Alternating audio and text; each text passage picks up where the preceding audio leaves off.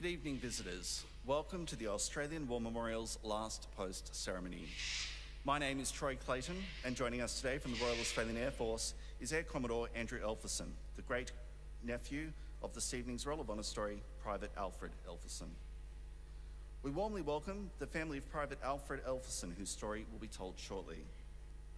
We welcome the veterans who have served, those that are still serving, and the families that support them. We also acknowledge the members of the RSL and Services Club Association, RSL Victoria, and RSL Queensland who are watching the ceremony broadcast across Australia. During the ceremony, wreaths will be laid at the base of the Pool of Reflection by family, visitors, as well as students on behalf of the following schools. From New South Wales, Kemps Creek Public School, Bathurst Public School, and Coast Christian School from Bensville, and from Victoria Catholic College from Wodonga. Australia's Federation Guard is the tri-service ceremonial unit of the Australian Defence Force. They provide a ceremonial presence at civil and military events and during visits to Australia by foreign dignitaries. Please stand and join in singing the National Anthem.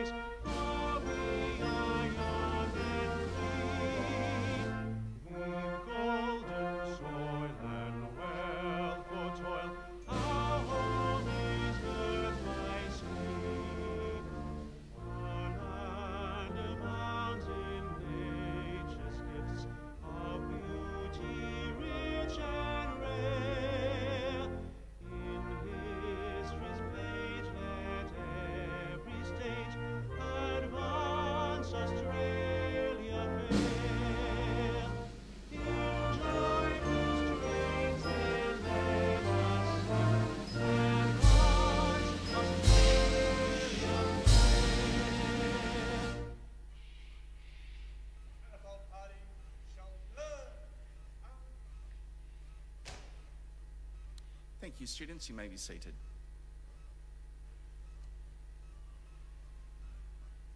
The Australian War Memorial was the vision of Charles Bean, Australia's First World War official historian. Bean landed with the Australian troops on Gallipoli and stayed with them at the front through to the end of the war. The idea of this national memorial and museum came to him at Pozières, France, in the depths of the bloody fighting of 1916. Bean's idea was that this would be a place where families and friends could mourn their loved ones buried in faraway places. It would also be a place that could help all Australians understand what these men and women had endured and what they had done for us. Bean's vision, to which we remain true, is best expressed as inscribed in the entrance to the memorial's galleries. Here is their spirit, in the heart of the land they loved, and here we guard the record which they themselves made. Tonight, we'll read the story behind just one of those on the Roll of Honour, which lists the names of more than 102,000 men and women who have given their lives for us in war and operations for more than a century. But first we present a lament, Flowers of the Forest. Wreaths or floral tributes will now be laid at the base of the Pool of Reflection.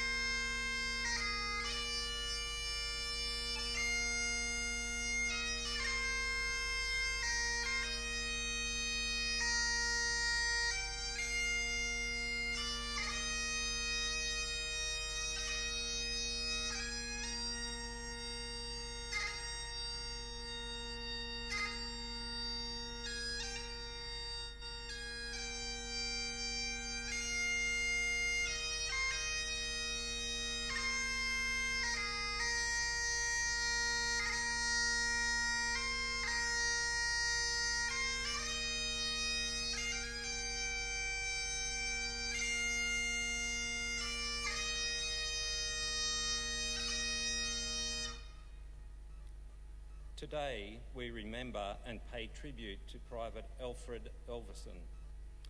Alfred Elfverson was born in 1896, one of 8 children born to Alexander and Fanny Elfverson of Gympie in Queensland. After attending Monkland State School, Alfred worked as a miner in the area's prosperous goldfields. His father died following a short illness in 1913. And as the eldest son, Alfred would have worked to support his widowed mother and his siblings. Perhaps motivated by the prospect of steady income, Alfred enlisted in the Australian Imperial Force in October of 1915. After a period of training in Brisbane, he embarked for Egypt with reinforcement group for the 9th Battalion in January of 1916. By then, the Gallipoli campaign had ended and the Australian Imperial Force was undergoing a period of major restructure and reorganisation in preparation for its departure for the fighting on the Western Front. Alfred was transferred to the newly raised 47th Battalion and in June 1916 sailed for France. Forming part of the 4th Division, the 47th Battalion spent several weeks in the relatively quiet nursery sector outside the town of Amenares on the Franco-Belgian border, learning the rigours and routine of fighting on the Western Front. Here the Australians carried out nightly patrols of no man's land and conducted trench raids against the German positions. In early July, the 4th Division was transferred south to take part of the British offensive raging on the Somme. Alfred fought his first major action on the Great War of Pozieres on the night of the 4th of August 1916 and participated in the bitter fighting for nearby Mouquet farm over the following weeks. When the Australians were relieved from Pozieres in early September, they were sent north to the Epure sector to recoup their losses and take reinforcements in preparation for the following winter. Alfred was hospitalised around this time with an infection which saw him evacuated to a hospital behind the lines in France. After a period of several weeks' rest and recovery, he returned to the battalion. By then, it was early November, and the 47th was preparing to return to the Somme. The Battle of the Somme had ended by the time Alfred returned, but the Australians spent the following months holding positions in between the villages of Fleur and Gerdecourt, areas that had been raked by shellfire during the fighting. That winter was the coldest France had seen in over 40 years, and the mud, rain and frostbite proved greater enemies than the Imperial German Army. The 47th Battalion moved to Gerdecourt in January, taking frontline position near Bulls Road, where according to the battalion's war diaries, the conditions were extremely arduous and trying. Heavy snow, freezing temperatures and mud caused most of the battalion's casualties during that time. Salvage teams regularly went out into no man's land at night to collect unused ordnance, discarded rifles and other reusable items. While it is not mentioned in his service record or in the battalion's war diary, it is suspected that Alfred was killed whilst attached to one of such salvage team that sustained casualties on the 13th of February 1917. He was buried by nearby Bulls Road Cemetery. An epitaph penned by his grieving mother appears on his headstone. His name is written in letters of love on the hearts left at home. Alfred died at 20 years of age.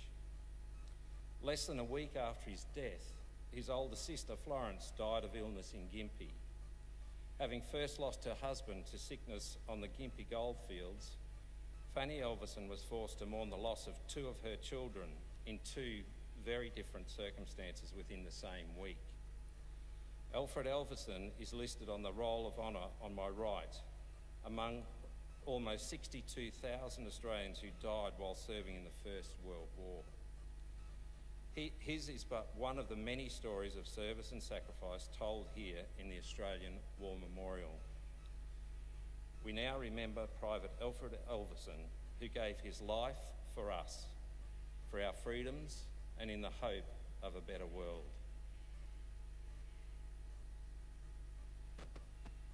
Please stand for the reading of the Ode and the sounding of the last post.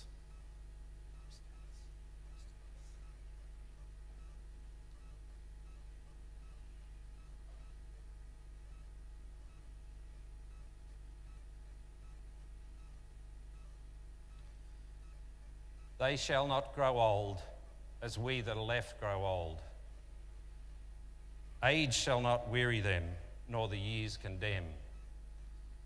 At the going down of the sun, and in the morning, we will remember them.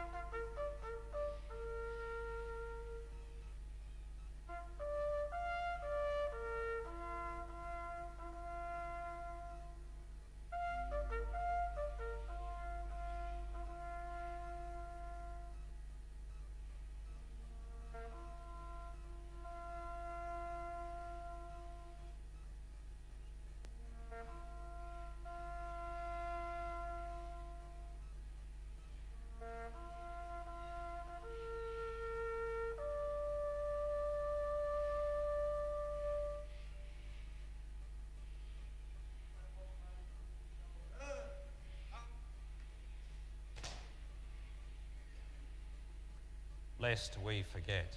Lest we forget.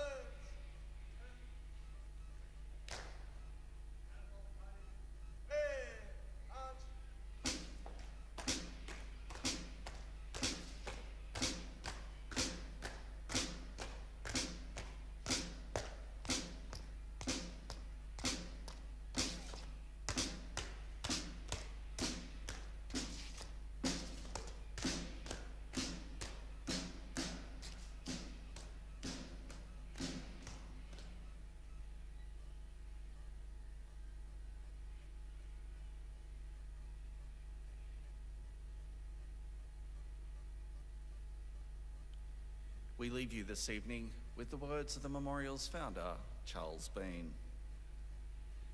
Many a man lying out there at Pozières or in the low scrub of Gallipoli with his poor, tired senses barely working through the fever of his brain has thought in his last moments, well, it's over. But in Australia, they will be proud of this. Ladies and gentlemen, girls and boys, that concludes the last post ceremony. We'd like to thank you for visiting the Australian War Memorial and wish you all a very good evening. Thank you.